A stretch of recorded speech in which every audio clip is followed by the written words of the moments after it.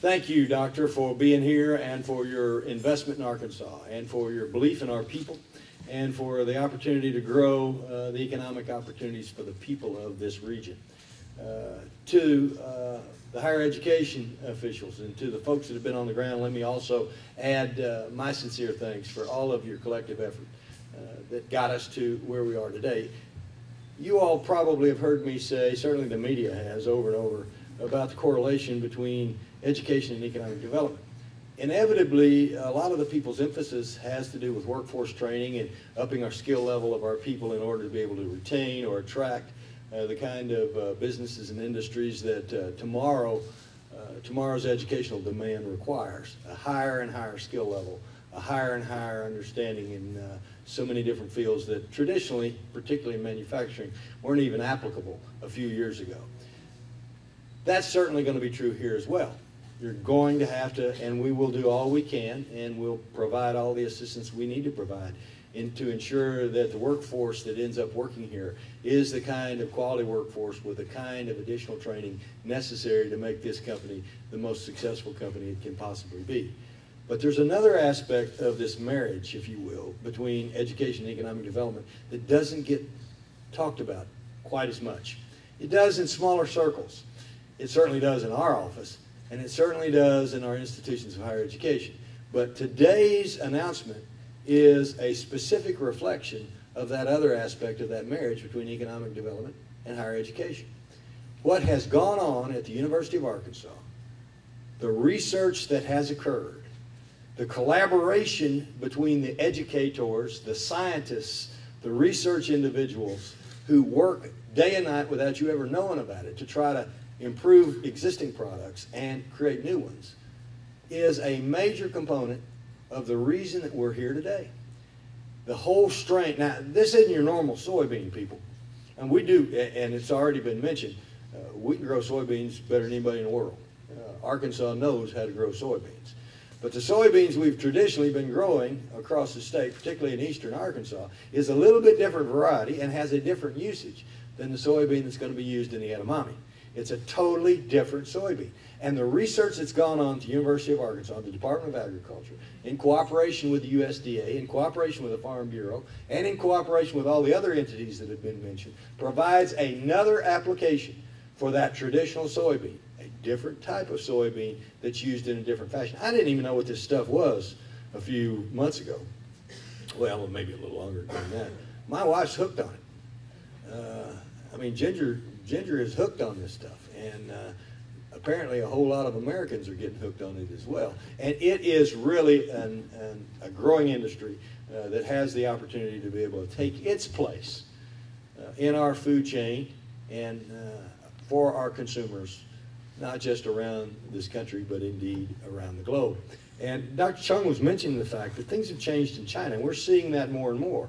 And with transportation costs, with increased labor costs in China, and they have a very aggressive program in China to up the wages that are paid in China. America has become a more competitive place, even with our higher wages, even with the wages that we have that will be still much higher when you factor in the transportation costs and all the other logistics. We now have a competitive opportunity. And Dr. Chung saw that, and his vision was able to actually relate that. And he chose this part of America, not just this part of Arkansas. He chose this part of America because of that relationship between higher education, because of the research that's been going on, because of the understanding and the commitment of all of our people. I can't say enough about our AEDC people and our ADFA people. I mean, they work tirelessly, and they're better than a Major League All-Star baseball player. They don't bat 1,000%. We lose. We lose to other states. We lose sometimes. But they're batting so much better than that 333 or 340 that a Major League Baseball player would get inducted in the Hall of Fame for. They ought to be in the Hall of Fame, too, because they win a whole lot more than they lose. And part of it's because of you. It's you. The ultimate secret strength of this state is its people. We couldn't do this without the U of A. We couldn't do this without the city leaders and the civic leaders. We couldn't do this without our state agencies. We couldn't do it without the entrepreneurial spirit that exists. But ultimately, we could not do it if we didn't have the populace with the work ethic and the values exhibited by the people of Arkansas. So in the final analysis, when you start congratulating all these folks, and they need to be congratulated, when we start throwing accolades around, and they need to be thrown around, you do not need to forget that all of the folks in this room and countless others like you across our state are the reason for our success. I bet you every governor in America feels that way about his people, but they're wrong. There is no place in America, and we're seeing this every single day. You know, I made a speech. I wasn't going to get off into this, and I'm going to hush here in just a second, but I made a speech a couple years ago to Boy State. It was the first time I ever used this line. And I said, your parents, maybe some of you all, youngsters, have been guilty of it, but your parents have been guilty of it. I've been guilty of it. For too long, there was an attitude among our people a lot of times about, thank God for Mississippi. Anybody here ever said that? Huh? Well, don't say it anymore. It's not even applicable anymore. We are now ranked 5th in America in public education. Number 5.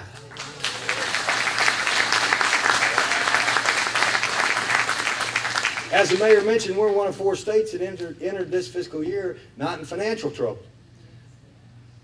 We have been lapping the rest of this the last 4 or 5 years in a number of different areas, not the least of which is quality of life and the opportunity for growth and expansion of our people.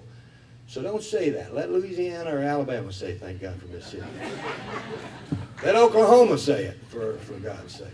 You want to say something, you say you're mad because Maryland's 1st in education and we're just 5th, and we're not happy with that. You say you're unhappy because we, for the first time since they've been keeping records, passed 4 states in 4 years in per capita income when we never passed any state in any per capita income rating in the previous 50 years. And you're not happy with passing 4 states in 4 years. You wanted to pass 8 states in 4 years. Set your goals higher. Set your sights higher. You people are the reason Arkansas is where she is today and where she's going tomorrow. This is another example of it. It's cooperation, it's collaboration, it's hard work, it's Arkansas values, and it's education and economic development. God bless you, Mulberry. Your Arkansas Soybean Podcast is a production of the University of Arkansas Division of Agriculture and was funded in part by the Arkansas Soybean Promotion Board. For more information on soybean farming in Arkansas, contact your local county extension office.